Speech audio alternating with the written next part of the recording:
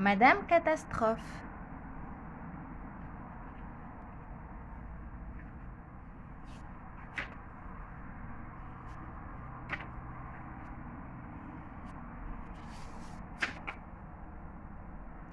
Madame Catastrophe a adoré rendre service aux gens. Hélas, elle ne leur attirait que des ennuis. Une vraie catastrophe. Par exemple, un jour, les lacets des chaussures de Monsieur Grand se dénouèrent. Quand on est aussi grand que Monsieur Grand, il n'est pas facile de se baisser pour attacher ses lacets, tu t'en doutes? Madame Catastrophe accourut. « Je vais vous aider !» cria-t-elle. Mais elle trouva le moyen de nouer les lacets ensemble. Et au premier pas, Monsieur Grand trébucha. Quand on est aussi grand que Monsieur Grand et que l'on tombe de haut. Et ça fait mal. Boum! Aïe, ma tête! Gémit-il. Je vais vous soigner, cria Madame Catastrophe. Elle courut chercher un pansement et revint avec du sparadrap. Elle le colla sur la bouche de Monsieur Grand.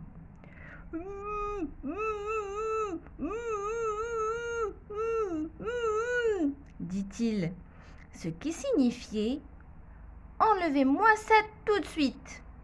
Mais il n'est pas facile de parler avec du sparadrap collé sur la bouche.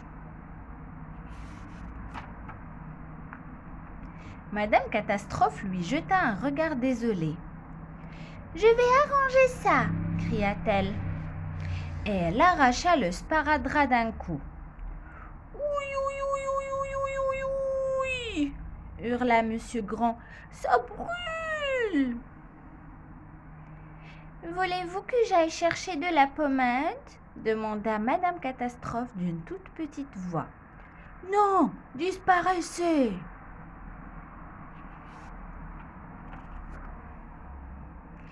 En avril dernier, Monsieur Heureux se réveilla un matin, pas très en forme.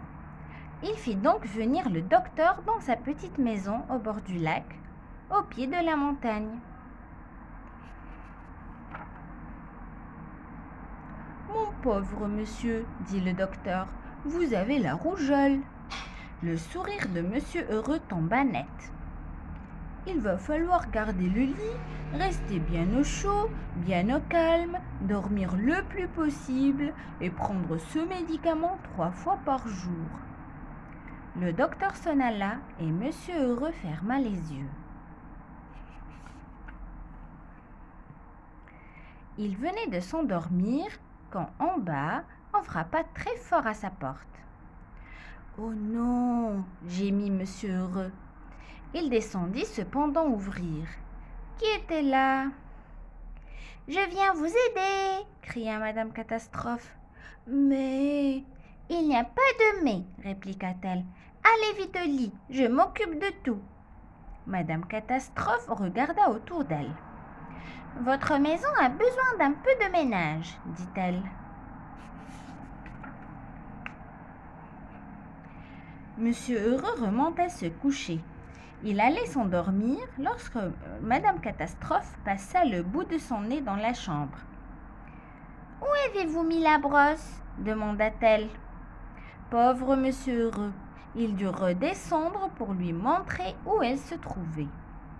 Puis il retourna au lit, bien décidé à dormir cette fois.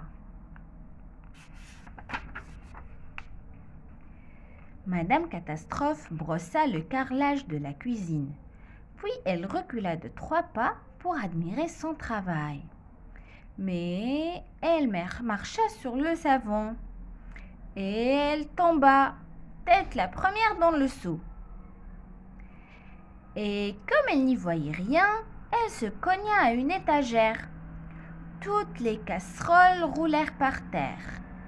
Quel bruit d'enfer! Ce n'est pas tout. Comme elle n'y voyait rien, elle mit le pied dans une casserole. Ce n'est toujours pas tout. Comme elle marchait à cloche-pied, elle trébucha, s'agrippa au réfrigérateur qui s'ouvrit en grand. Et toutes les provisions de Monsieur Heureux tombèrent en avalanche sur Madame Catastrophe.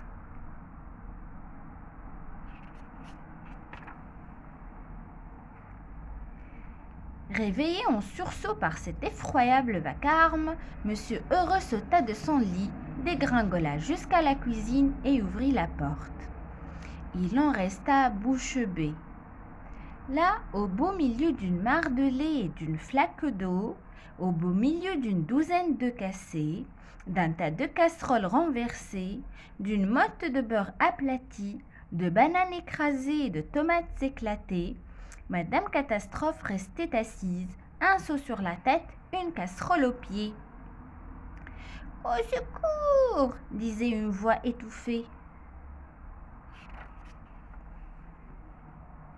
Monsieur Heureux prit le seau à deux mains et tira dessus de toutes ses forces. Il tira, et... plop! Le seau sauta comme un bouchon de champagne. Fuit! Monsieur Heureux fila comme un boulet de canon. Crac! Il passa à travers la porte. Il survola son jardin, traversa la haie et atterrit sur le pré en pente. Là, il se mit à rouler vite, de plus en plus vite, et à la fin, plouf! Il plongea dans le lac, le seau à la main. Une casserole aux pieds, une petite dame sortit alors en clopinant de la maison. « Je vais vous aider !» cria-t-elle.